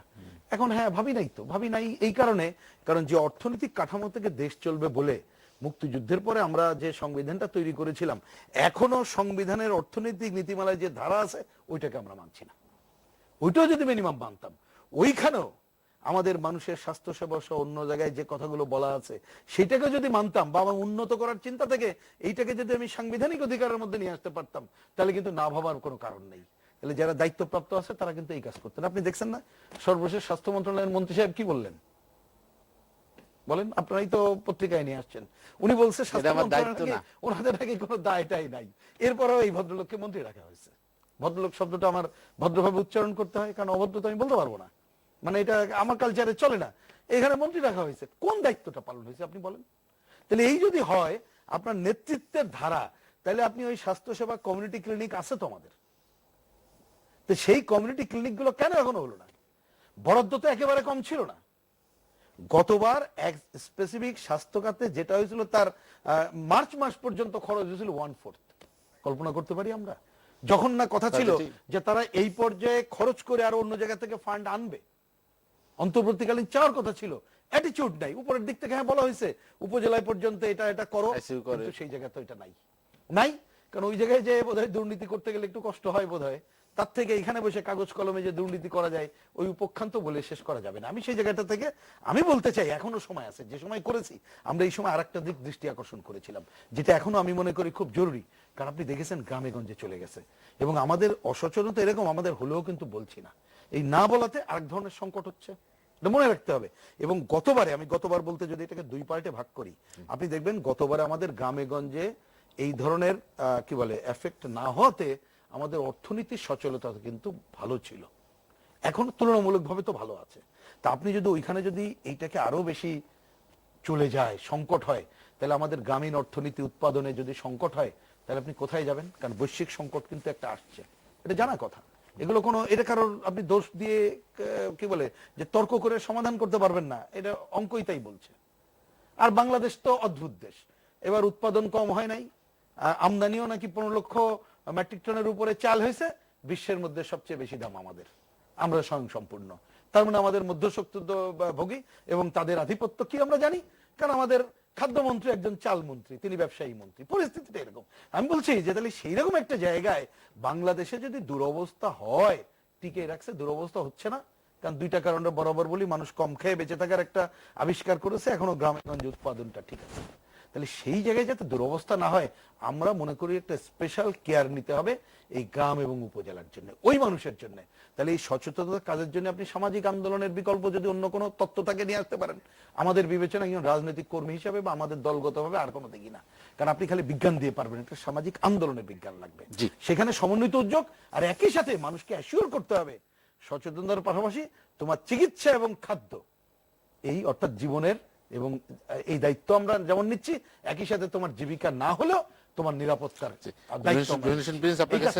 আপনার কাছে আবার আসবো আমি। মোহাম্মদ নুরুল ইসলাম ওমর, যেটি রহিম হোসেন প্রিন্স বলেন যে গ্রামীণ অর্থনীতিকে বেশি গুরুত্ব দিতে হবে, গুরুত্ব দেওয়ার জায়গাগুলো কি? আমরা আরেকটি বিষয়, সেটি হচ্ছে যে সরকার জনকল্যাণে যেসব পদক্ষেপ নিচ্ছে করোনা মোকাবিলার ক্ষেত্রে, যেটি শেখ রবিউল আলম বলছেন যে অনিয়ম, অস্বচ্ছতা, দুর্নীতি, এসব কারণে কি সেসব কর্মসূচি মুখ থুবড়ে পড়ছে বা মানুষ তার সুফল পাচ্ছে না? না, দুর্নীতি তো আছে, দুর্নীতি তো আমাদেরকে চতুর্দিক থেকে চেপে ধরে আছে আর কি। তো এখানে সব রাষ্ট্র ব্যবস্থায় ছোটখাটো দুর্নীতি আছে, থাকবে, কিন্তু আমাদের লিডারশিপ, আমাদের নেতৃত্বটা সেরকম থাকতে হবে যে এই দুর্নীতিকে ছেদ করে আমাদেরকে বের হয়ে যেতে হবে। তো সেইটা আমরা পারছি না। যেমন আমার কাছে আমার দীর্ঘদিনের অভিজ্ঞতা, তো আমি এই হিসাব খুঁজে পাই না যে এই স্বাস্থ্য মন্ত্রণালয় নিয়ে এত কথা, স্বাস্থ্য মন্ত্রণালয়ের এত করাপশন, এত দুর্নীতি, যেখানে মন্ত্রী কেন, এই মন্ত্রণালয়ের স্ট্যান্ডিং কমিটির চেয়ারম্যান হলো মাননীয় প্রধানমন্ত্রীর ভাই। তো তার তো একটা দাপটেই সব ঠান্ডা হয়ে যাওয়ার কথা। তারপরে এই স্বাস্থ্য মন্ত্রণালয় নিয়ে এত কথা হবে কেন? আর স্বাস্থ্য মন্ত্রণালয় নিয়ে এই করাপশন গুলো থাকবে কেন? এইটা কোথায় কোথায় কি ঘটনা আছে, এই জায়গাতে আছে কি? যে সেই জায়গাটাকে চুরমার করা যাচ্ছে না, সেই জায়গাটাকে ভেঙে ফেলা যাচ্ছে না, এটাকে ভাঙতে হবে, এটা ভেঙে পাট পাট করে দিতে হবে প্রয়োজন হলে। যে আজকে মানুষের খাদ্যের চেয়ে তো চরম মানে মানে কষ্ট ভোগ করছে এই চিকিৎসা নিয়ে। আমরা যত কথা বলি, রবিউল ভাই একটা কথা বলেছে, এটা আমি নিজে উপলব্ধি করেছি যে এই যে জেলা পর্যায়ে কি আছে, আপনার কি আছে করোনা রোগীদের, যাদের করোনায় আক্রান্ত হবে তাদের জন্য আপনি কি করতে পারছেন? যেভাবে আক্রান্ত হচ্ছে গ্রাম পর্যায়ে চলে গেছে। আমরা শহরের লোকেরা কিন্তু এই জ্বর একদিন দুই দিন হলে আমরা চট করে ব্যস্ত হয়ে যাই পরীক্ষা করার জন্য। গ্রামের সাধারণ মানুষ কিন্তু এখনো এটাকে সর্দি জ্বর মনে করছে, তারা এটা নিয়ে ঘুরতেছে। এবং বিশ্ব স্বাস্থ্য সংস্থা এটা বলেছিল অনেক আগে যে গ্রাম পর্যায়ে গেলে কিন্তু খুব দুরবস্থা হয়ে যাবে, কিন্তু এখন আমাদের এই গ্রাম পর্যায়ে এই জিনিসটা চলে গেছে। কিন্তু গ্রাম পর্যায়ের যে শহরের যে কিছু মানুষ আক্রান্ত ছিলাম প্রথমের দিকে, সেই মানুষগুলোকেই আমরা ভালো সেবা দিতে পারিনি। এই গ্রামের মানুষগুলোকে আমরা কোথা থেকে সেবা দিব? সেবা দেওয়ার তো কোনো সুযোগ নাই। এবং আমি একটা ঘটনা বলি, আমার এক ফুফাতো ভাই, সে ইন্ডিয়াতে গিয়েছিল হার্টের চিকিৎসার জন্য। হার্ট অপারেশন করার পরে এখানে লকডাউন হয়ে গেছে, তো ভালো হয়ে গেছে, সে বাংলাদেশে ঢুকেছে। তাকে বেনাপুল থেকে লিখে দিছে যে বগুড়া জেলায় ইয়াকে লিখছে যে ওই মেডিকেল কলেজকে যে তাকে কোয়ারেন্টাইনে রাখা হোক। এখন সে আসছে, আমাকে বললো ভাই ব্যাপার, আমার তো এখানে কোয়ারেন্টাইনে রাখবে, তো একটু ব্যবস্থা করে দেন। আমি ডাইরেক্টরকে ফোন করলাম, তো বললো যে হ্যাঁ, প্রথমে বললো যে হ্যাঁ ঠিক আছে আসুক, আমরা একটা ক্যাবিন দিয়ে দেবো, ব্যবস্থা করব। কিছুক্ষণ পরে বলতেছে যে না, আমরা তো করোনা সেকশন ছাড়া আমাদের রাখার কোনো সুযোগ নেই। আমি যে ভালো মানুষ যারা পরীক্ষা করেছে, যার করোনা নেই, তাকে আপনি করোনা সেকশনে রাখবেন? কোয়ারেন্টাইনে, এটা কোয়ারেন্টাইন হলো? কারণ আমাদের তো কোনো ব্যবস্থা নেই। ব্যবস্থা না থাকলে এটা কি হবে? সিভিল সার্জনের সাথে যোগাযোগ করেন। আবার সিভিল সার্জনের সঙ্গে কথা বললাম যে এটা কি করবেন। এই যে প্রায় 10 থেকে 12 ঘন্টা আমি একজন পার্লামেন্ট মেম্বার ছিলাম, আমাকে যেভাবে পেরেশানি হয়েছে, সাধারণ মানুষের তো ক্ষমতাই ছিল না, ফোন করেই তো পাবে না সিভিল সার্জনকে।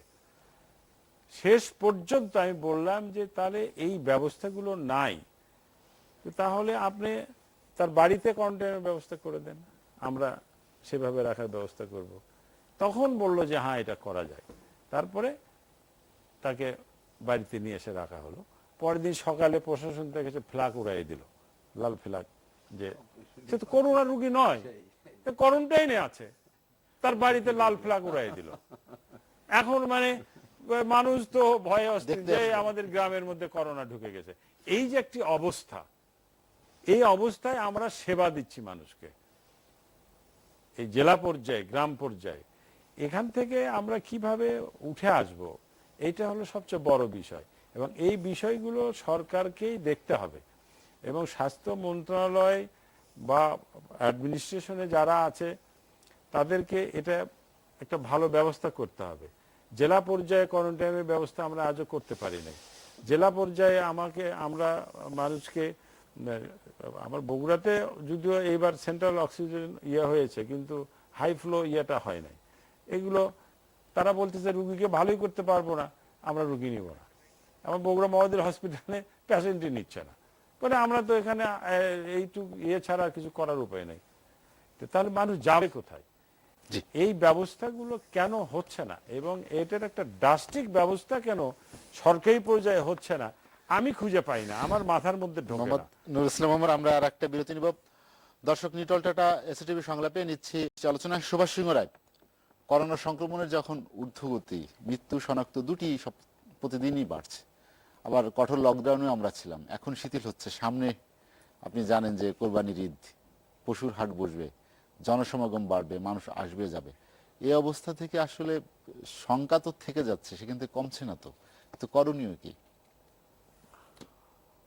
মানে কমরেড রুনেশন প্রিন্স যখন কথা বলছিলেন, আমি মন্ত্রমুগ্ধের মতন শুনছিলাম, এবং তার যে বাক বিস্তার এবং জনগণের পক্ষে তার যে অবস্থান, আসলে আমার খুব ভালো লাগে, বেশ ভালো লাগে।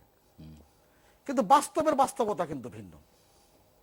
এ কারণে আমাদের অনেকগুলো জায়গায় জটিলতার জায়গা আছে। আমরা যেরকম এই স্বাস্থ্য পরিষেবা পরিকাঠামো নিয়ে কথা বলি, অবকাঠামো নিয়ে কথা বলি, অনেকে বলেন কাঠামো বলতে সব ভেঙে পড়েছে। তার মানে আগে অনেক কাঠামো ছিল। কি ছিল বাংলাদেশে 12 বছর আগে? কি ছিল? আমি নিজে ঢাকা শহরে 81 সালে এসে দেখেছি সরদ্দি হসপিটাল একটা মাত্র আইসিইউ। এখন রবিউল ভাই রাজনীতি করেন, আর যেহেতু মিডিয়া অ্যাটেনশনের একটা বড় বিষয় থাকে, এগুলো চাই বা না চাই করতেই হয়। তা স্বাভাবিক কারণে তিনি বললেন এই 15 মাস 16 মাসে কোনো আইসিইউ বাড়েনি। এই গত করোনাকালীন সময়ে 4000 ডাক্তার নিয়োগ হয়েছে, 6000 নার্স নিয়োগ হয়েছে, আর পাবলিক সার্ভিস কমিশনের প্রক্রিয়াধীন রয়েছে 8000-এর উপরে নার্স নিয়োগের প্রক্রিয়া। বিশ্ব স্বাস্থ্য সংস্থা কি বলে যে আবার একজন ডাক্তারের সাথে কয়জন নার্স থাকতে হবে? রাষ্ট্র কাঠামোয় তো আওয়ামী লীগ টানা 12 বছর। তার আগের সরকারগুলো কি করেছেন? কোথায় ছিল? শুধু বুঝলাম দুর্যোগ দুর্বিপাক, শুধুমাত্র সংক্রামক ব্যাধি নয়। আমি তো প্রায় বলি 91 সালে বিএনপি ক্ষমতা আসার পরে প্রলয়ঙ্করী ঘূর্ণিঝড় হয়েছে চট্টগ্রামে। আমি তথ্য ভুল দিলে প্লিজ ভাই আমাকে সংশোধন করবেন। 29 এপ্রিল 1,38,000 মানুষ মারা গিয়েছিলেন। জাতীয় সংসদে তখন বেগম খালেদা জিয়া বলেছিলেন যে যত লোক মারা যাওয়ার কথা ছিল অত লোক মারা যায় নাই, কোট আনকোট। আজকে প্রধানমন্ত্রী শেখ হাসিনা বিরোধী দলের নেত্রী, তিনি বলেছেন মাননীয় প্রধানমন্ত্রী কত মানুষ মারা গেলে আপনি বলবেন যত লোক মারা দরকার ছিল তত লোক মারা যায় নাই। তখন বিএনপি নামে নাই রাস্তায়, যায়নি ওখানে। আজকের প্রধানমন্ত্রী শেখ হাসিনা 8 দলকে সাথে নিয়ে তিনি গিয়েছিলেন, রাস্তায় প্রত্যেক জায়গায় বাধা পেয়েছিলেন। অনেকগুলো কথা কিন্তু বলা যাবে, রাজনীতির কথা অনেক বলা যায়, ঘুরিয়ে ফিরিয়ে বলা যায়, পেঁচিয়ে বলা যায়, সুগার কোটিং ট্যাবলেটের মতো করেও তিতা ট্যাবলেট দেওয়া যায়, অনেক কিছুই বলা যায়। কিন্তু সেই জায়গায় আপনাকে আসতে হবে যে বাস্তবিক প্রেক্ষাপটটা কোথায়। ফিলিপাইনের প্রেসিডেন্ট সে বলতে বাধ্য হয়েছে হয় ভ্যাকসিন নেবা না জেলখানা যাবা। রিয়েলিটির জায়গা আপনার মানতে হবে সেই সমস্ত জায়গাগুলোতে কেন ঘটেছে। আর যে রুল ইসলাম অনুভাব চমৎকার করে বলেছেন যে দুর্নীতি আষ্টে পৃষ্ঠে বেঁধে গেছে। হ্যাঁ, দুর্নীতি বেঁধে গেছে। আর যারা দুর্নীতি মুক্ত দেশের প্রতি বছর তালিকা আমরা পাই, প্রথম 4-5টা দেশের দেখবেন জনসংখ্যা কত করে, 65 লাখ, 95 লাখ, 1,38 লাখ, 1,54,00,000। অর্থাৎ জনসংখ্যা যখন এত বেশি হয়ে যায় এরকম একটি দেশে, তখন সেই জায়গায় কিন্তু তাল সামলানো মুশকিল, এটা মানতে হবে আপনাকে।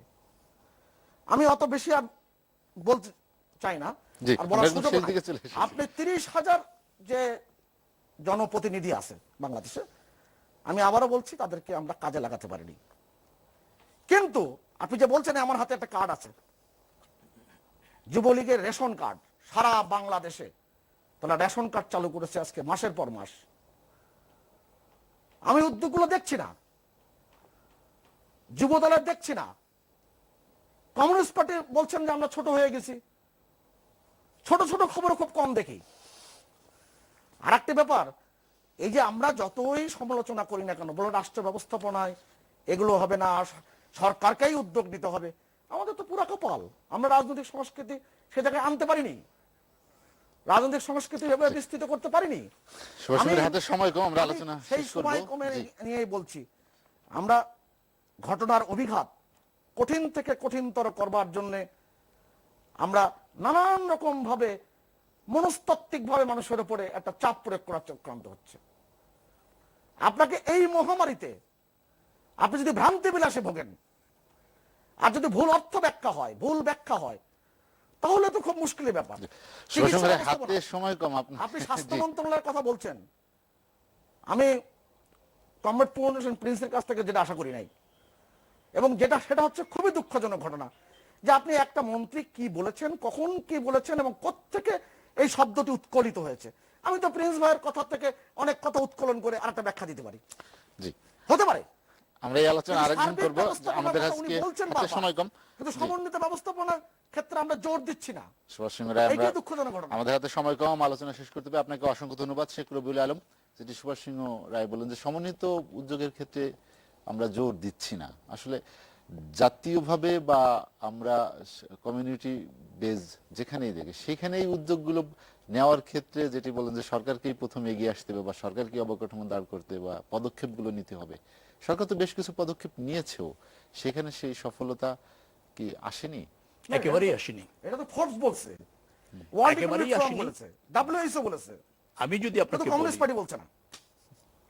একেবারেই আসেনি। সরকার প্রথমে যে 30,000 জনপ্রতিনিধি দিয়ে যে চেষ্টা করেছিল, সব অর্থ জনগণের লুটপাট করে নিয়ে গেছে। জনপ্রতিনিধিরা নিয়েছে, ক্ষমতাসীন দলের আওয়ামী লীগের এই যে নেতারা নিয়ে রবিউল ভাইয়ের গিয়েছে। একটা সমস্যা হয়ে গেছে কি, অপমানিত সত্য নিয়ে কথা বলবে আপনার সমস্যাটা আপনি আগে দেখেন। না রবিউল ভাই, খাটের নিচে পাওয়া যায়নি ত্রাণ, গোডাউনে পাওয়া যায়নি জনপ্রতিনিধিদের, সব দল ছিল, নিয়েছেন না লুটপাট করে, আর আশ্চর্য কথা, সবই নিয়েছেন লুটপাট করে। রবিউল ভাই অপমানিত সত্য এগুলো। কিসের অপমানিত প্রমাণিত সত্য? সত্য হচ্ছে বাংলাদেশের সালাউদ্দিন কাদের চৌধুরী 8,000 কোটি টাকা লন্ডনে ইয়েতে পাওয়া গেছে, সিঙ্গাপুরে পাওয়া গেছে।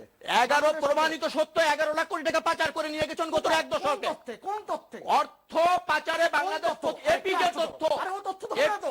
আপনার তথ্য হবে, এপিজে তথ্য হবে না। না হবে না। এই যে মন হবে গড়া না। কথা বলেই তো দেশটাকে লুটপাট করে ফেলছেন। রবিউল ভাই, যা রবিউল বলেছি ভাই, শুনেন, শুনলে বুঝবেন, আপনি দায়িত্ব শুনতে নিতে চান না। বলছেন কেন? আপনি এই করোনার অপমানিত প্রথম সত্য দিকে নিয়ে কথা বলবেন না। জনগণের অর্থ লুটপাট করেননি, আরে আশ্চর্য কথা। এখনো করছেন না। আরে কি আশ্চর্য, আশ্চর্য কথা। আপনাদের এখনো করছেন। আরে কি আশ্চর্য কথা। কোনো দায়বদ্ধতা নেই আপনাদের। আরে কি আশ্চর্য কথা। এই যে খাবিকা তুলানে তো টাকা ছিল, জনগণ জনগণের একটা ঘরে দুঃস্থ পাওয়া যায়নি। অবস্থায় আছে, আরে কি আশ্চর্য মহামারী, কথা। এখানে কিছু করতে পারবেন না, অতএব পরিস্থিতিটা এই এরকম জায়গায় জায়গায়। আছে। সত্য নিয়ে কথা বলবেন না। 91 ঘূর্ণিঝড় মানুষ মারা গিয়েছিল, ঘূর্ণিঝড় আর জলস্রোতের ডিজাস্টার আর করোনা ডিজাস্টার এক বলি তো। এক হাতে লুটপাট ই হয়ে যায়, ধ্বংস হয়ে যায়। আরে কি আশ্চর্য। আমরা ওটা ফেস করিনি, মানুষ face উদ্ধার করেনি? করিনি, জাননি আপনি। ত্রাণ সামগ্রী দেইনি, জাননি। পুনর্বাসন করিনি, জাননি, করেননি, করেছি। করেননি। আর এখন আপনি যেটা বলছেন, এই যে স্বাস্থ্যকতার কথা বললেন, মহামারীতে এই আলোচনা না করতে পারলে আপনি তো এটার কোনো ফল করতে আচ্ছা পারবেন তাহলে না। আপনারাই কথা বলেন। আমরা একদম শেষ দিকে, প্লিজ একটু এভাবে কথা last এ। বলে তো সমস্যা। না, বলছি যে উনি যে প্রশ্ন করলেন, যেটা নিয়ে আজকের এখানে আলোচনা, যে আগামীতে এই কোরবানি ঈদ এবং এই সময় আমাদের করণীয় কি, সেই জায়গায় উনি থাকতে পারছেন না, ওইটা বললাম। সেখানে যে কেউ তো আসল- থাকতে পারছে না। না, সেটা আমি সুভাষ না, সিংহ রায় ওনাকেই থাকতে বলছি, পারে আমি না। অন্য কাউকে বলছি না। যখন যে আপনি সুভাষ যে সিংহ রায় করলেন, থাকে না, তার এখানে কোনো তখন আলোচনা কেউ করতে থাকে না। পারবেন না, কালমিনেট করতে পারবেন যাই না, হোক, সংকট থেকেই যাবে। আপনাকে যেটা বলি, স্বাস্থ্য মন্ত্রণালয়ের বাজেট কত? 32,000 কোটি টাকা। বিএনপির আমলে বাজেট ছিল কত? 2,000 কোটি টাকা। 16 গুণ বাড়িয়েছেন। বিএনপির আমলে একজন ব্যক্তির স্বাস্থ্য সেবার খাতে রাষ্ট্রীয় খাত থেকে যোগান দেওয়া হতো 37%। আমি বলছি 2005-06 অর্থ বছরের কথা, এখন দেওয়া হয় 21%। 16 গুণ বরাদ্দ বাড়িয়েছেন, স্বাস্থ্য সেবার মান বাড়িনি। লুটপাট করেছেন, তাহলে লুটপাট করেছেন। মারলো কেমনে? বাংলাদেশে এই যে যে আমরা 1,07,000 কোটি টাকা রেখেছেন সামাজিক নিরাপত্তা খাতে, ওখান থেকে 20-25,000 কোটি টাকা আনেন না। এনে একটা ডাটাবেস তৈরি করে করোনায় এফেক্টেড লোককে অর্থ এবং খাদ্য সহায়তা দেন না, হাত দেননি সেখানে, 3,200 ওটা লুটপাট করবেন। গত কয়দিন আগে বরাদ্দ হয়েছে। ওইটা এটা বলে ওর মধ্যে আছে 450 কোটি টাকা মাত্র জনগণকে দিয়েছেন, বাকিটা ঋণ সহায়তা। হ্যাঁ, জিনিসটা সহজে না। ঋণ সহায়তা দিয়েছেন, সহজে না। জনগণকে দিয়েছেন 450 কোটি টাকা মাত্র। আমরা শেষ দিকে লিখেছেন চলে এসেছি, জি। 3,200 কোটি টাকা। এই জনগণের অর্থ লুট। সরকারটা হচ্ছে, শুনেন আমি একটা বাক্য দিয়ে শেষ করব, জি। রাষ্ট্রটা পড়েছে ডাকাতের কবলে। জনগণের অর্থ লুটপাট, জনগণের ভোটাধিকার লুটপাট, দুর্বৃত্তদের সরকার। এটা আওয়ামী লীগের সরকার না। আর স্বাস্থ্যবিধি একমাত্র প্রধানমন্ত্রী মানছেন, আর কেউ মানতে পারছেন না। তার সব নিশ্চয়তা আছে, আমরাও পারিনি, আমাদের নেত্রীও পারেননি। ঘরের মধ্যে থেকে করোনায় এফেক্টেড হয়ে গেছেন, শেখ রবিউল আলম, অর্থাৎ জনগণের কাছ থেকে নিজেরা আইসোলেটেড হয়ে গেছেন। এখন যদি বলেন যে কোয়ারেন্টিনে কে আছে, আওয়ামী লীগ আছে। জনগণ ফেস করছে, আওয়ামী লীগ রাজনৈতিক দল এবং তার নেতারা, তার জনপ্রতিনিধিরা কোয়ারেন্টিনে চলে গেছে। শেখ রবিউল আলম, কল্যাণ পার্টির চেয়ারম্যান শেখ রবিউল আলম, আপনাকে অসংখ্য ধন্যবাদ। হাতের সময় কম, আসলে আলোচনা শেষ করতেছে। প্রিন্স, আমাদের সংকট থেকে বেরিয়ে আসার উপায় না, কি? আপনি যে না ওভারঅল সংকট থেকে এক কথায় উত্তর আমি এখানে তো আগেই বলেছি যে এটা এত সহজ না, কিন্তু আপনি যেখানে আমার বিবেচনায় কালমিনেট করতে চাইলেন শেষে এসে, যে এখন সামনে কুরবানি, আমরা যে আমাদের- সামনে কুরবানি ঈদ এবং সংকট, এটা কিন্তু একটা বড় সংকটের জায়গা, এটা মনে রাখতে হবে। কারণ আমি আমার আলোচনায় যতটুকু বুঝি বলেছি যে আমাদের দেশের সচেতনতার স্তর এবং যা বাস্তবতা, তাতে তো আপনি মানুষকে যাওয়া ঠেকাইতে পারবেন না। এমনি গ্রাম এফেক্ট, তারপরে আমরা যদি যারা যাব তারা যদি এটাকে বহন করে নিয়ে যাই, বা ধরেন বহন করে নিয়ে গেলাম না, আগের বার তো এখান থেকে বহন করে নিয়ে গেছি, আমি তো এখান থেকে বহন করে চলে আসতে পারি, এরকম একটা সংকটের মধ্যে আছি। সুতরাং এই সংকটে আমি মনে করি যে যে জায়গাটা আমরা গেছি, আপনি ইচ্ছা করলে লকডাউন যেটা শিথিল করা হলো, পরে যেটা কঠোর বলা হচ্ছে, প্রথম কথা এই সময়টাই অন্তত পক্ষে যত বেশি পারি স্বাস্থ্যবিধি মেনে আমরা চলার কাজটা চেষ্টা করি, কঠোরভাবে চেষ্টা করি যাতে যাওয়া আসার মধ্যে। এবং এরপরে যে লকডাউনের বক্তব্যটা বলা হচ্ছে, কারণ দেখবেন বাংলাদেশ কখনো কিন্তু 14 দিন এক নাগাড়ে এটা করতে পারলাম না, কি কি করতে হয়নি এখানেও আমরা আলোচনা করেছি। সেই জায়গাটা যাবেন কিনা আগে ডিসিশন নিতে হবে। ওই দেখছি এখনো গার্মেন্টস মালিকরা তারা কিন্তু নতুন আবার নাটক জুড়তেছে যাতে করে ওইখানে তাদের খোলা টোলা থাকে আর কি। সুতরাং প্রজ্ঞাপন একটা দিলেই সেটা কার্যকর হবে, তার কোনো নিশ্চয়তা কেউ দিতে পারছে না। কিন্তু মানুষকে আগে থেকে আপনি নিশ্চিত করে দেন যে এখন এটা করতেছি, কাল এটা, পরশু এটা, এটা এবং যেটা বলবো সেটা অবশ্যম্ভাবীভাবে পালন করা হবে, এইরকম একটা কঠোর জায়গায় যাওয়া ছাড়া আমার মনে হয় না যে বর্তমান সংকটে আপনি কিছুটা হলেও রেমেডি পাবেন। রেমেডি পাওয়াটা কিছুটা হলে, আমি কিছুটা বলছি, আপনি তো সবটা সমাধান করতে পারবেন না, কিন্তু জরুরি এই কারণে বাংলাদেশে যদি মহামারীর ঢেউটা একটা বড় হয়ে যায়, আমরা কিন্তু আগামীতে আরো বড় ধরনের অর্থনৈতিক সংকট সহ জীবনের সংকট তো আছে, এটার মধ্যে পড়বো। তার থেকে উদ্ধারের জন্য আমি আবার ওই কথা দিয়ে শেষ করি, এদিকে একটা সমন্বিত উদ্যোগ রাখেন, আর এখন যে কথাগুলো আমরা বলবো মানুষের স্বার্থ বিবেচনা করে যেটা বলবো সেটা অবশ্যম্ভাবীভাবে যাতে করতে পারি সেই প্রচেষ্টা আমাদেরকে নিতে হবে। হাতে সময় কম। জি, সরকার সংশ্লিষ্টদের কোরবানির যে হাটটি এটা আমাদের করতেই হবে, কিন্তু বিজ্ঞানসম্মত হবে, টেস্ট না করে কেউ করবে না, এইটা করা যায়।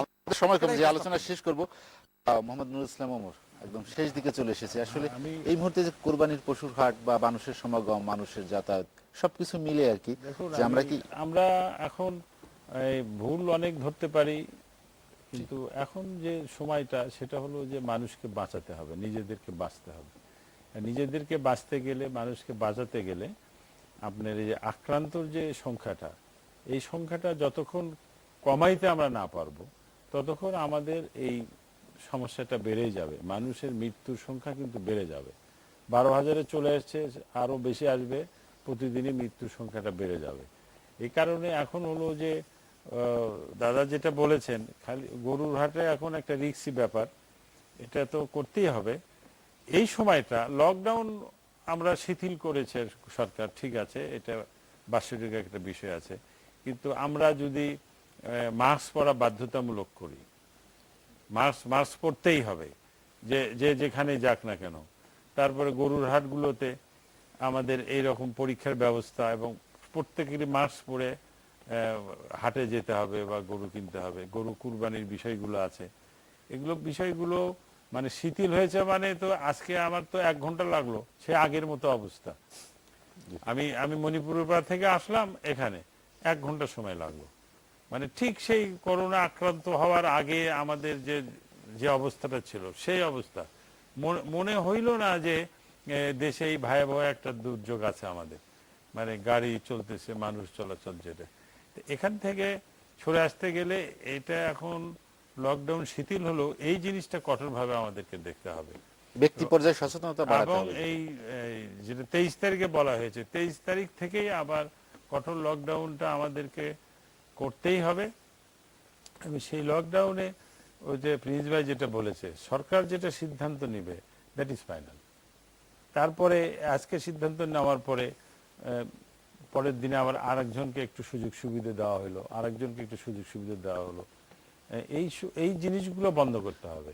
এই জিনিসগুলো যদি আমরা বন্ধ করতে পারি, 23 তারিখ থেকে যেটি শুরু হবে সেটিও কি 21 তারিখ ঈদ হলে 23 তারিখে যেটি বলা হচ্ছে সেটাও তো একটু সমস্যা।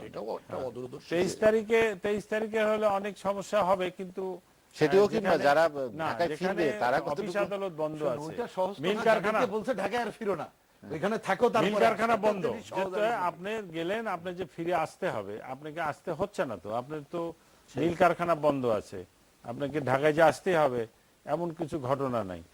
কিন্তু এই মানুষগুলো আবার যেভাবে যাচ্ছে ওইভাবে যদি ফিরে আসে তাহলে তো আরো বিপজ্জনক বিষয় হয়ে যাবে। এবং জেলা পর্যায়গুলো এখন সর্বশক্তি নিয়োগ করতে হবে জেলা পর্যায়গুলোতে, এছাড়া কিন্তু আমাদের বাঁচার কোনো উপায় নাই। এটা দুর্যোগ দিন দিন বেড়ে যাবে, এটা আমি মনে করি।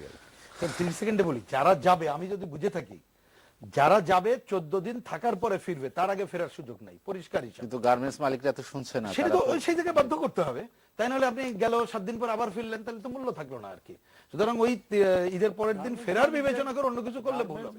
বিবেচনা এটা করতে হবে, এবং ওই গার্মেন্টস মালিকদের ওই কথা সুযোগ ওটা বলা যাবে না, শ্রমিকরা যারা যাবে বেতন সহই ওই 14 দিন পরে ফিরবে সেই ব্যবস্থা করতে হবে। হাতে মানে সময় কম। অর্ডারটা তো এখন খুব বেশি আমাদের আমাদের বাংলাদেশের আলোচনা গার্মেন্টসে শেষ অর্ডার করতে হচ্ছে। বেশি।